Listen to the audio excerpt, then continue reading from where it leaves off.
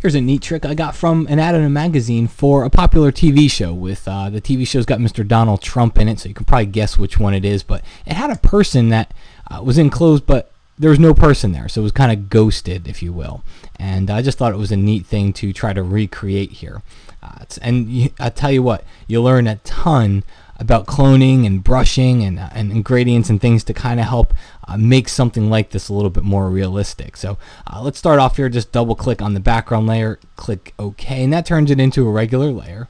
And I'm going to zoom in on just the hand down here. It's going to probably be the hardest part. All right, and I'm going to take my clone stamp tool and make sure I have all layers selected up in the top layers palette here. And let's create a blank layer to work on, because that means that we can kind of keep it all separate. And the first thing that I'm going to do is just take my quick selection tool and let's just select as much of the hand as we can here and hit the backspace or delete key and delete it. And then we'll click on that blank layer here and use that clone stamp tool. And what we want to do is just fill in as much of this area as we can. So just going to do some pretty large brush strokes at first, and then we'll kind of hone in and clean it up in a second here.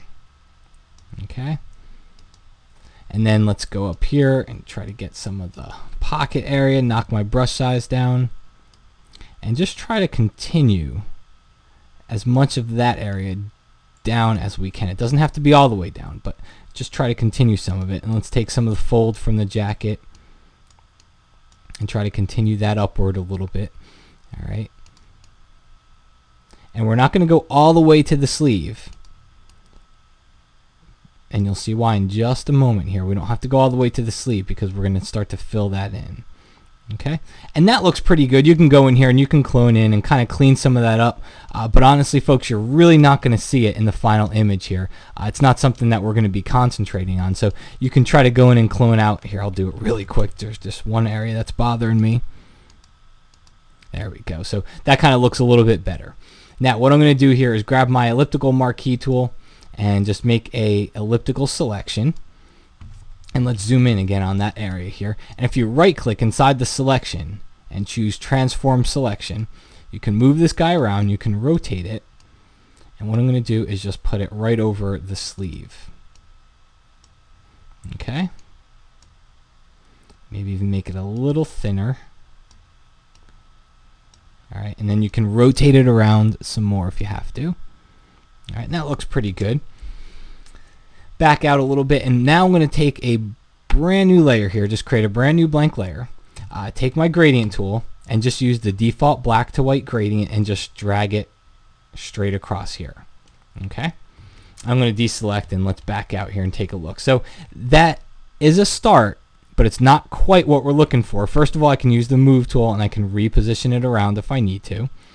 Okay, but it still just looks a little bit too fakey, so I grabbed the burn tool and I just came down here and I just kind of burned it in a little bit. Okay, just to kind of darken it up.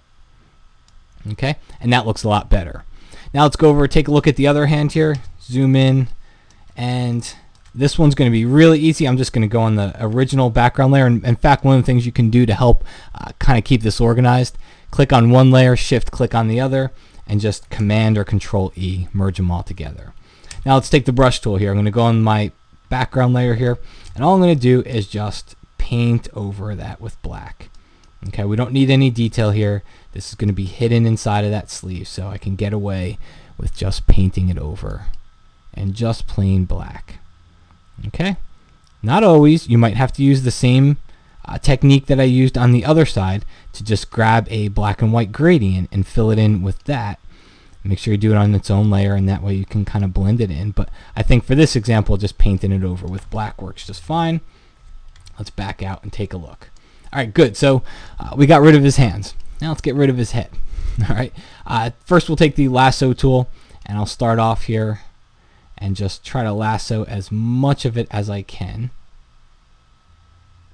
Okay. And I'm going to sample the background color here with the eyedropper tool, and then I'm just going to fill it in with that background color. I know there's edges around here. We're going to take care of that last. And then the next thing I'll do here is take my brush with that same background color. And you've got a couple options here. Personally, you could try to recreate the collar going all the way around, and personally, it gets a little bit too scary when you just see no head there. So it's okay to have it look a little bit odd that there's no collar there, because kind of people settle in and know that it's fake. But when you have absolutely no head there, it kind of looks a little too scary for me. So all the ones I practiced with, I wound up just going this route. Okay, and just kind of paint in the background. All right, and again, we're going to take care of the lines and the things that don't quite match up for the background. And don't forget to use your left and right bracket keys here, and that'll just get in there. And resize the brush. But one more time here, a little too much, just get along the edge. And there we go. Okay, and then I can get rid of this little spot over here too. All right, looking good. And now the last thing that we need to do here, and I mentioned it earlier, so before I move on, let me just show you, you can put a little bit of a ghosted neck back there. Maybe try to drop the opacity, not of the original background layer, but go to this layer here, maybe just create a shape inside there, put a little ghosted area, but honestly, I think it looks fine without it. The last thing that I would do here is just grab my patch tool and just go along any of these spots here and just select it with the patch tool, anything with a line, okay, and just get rid of it.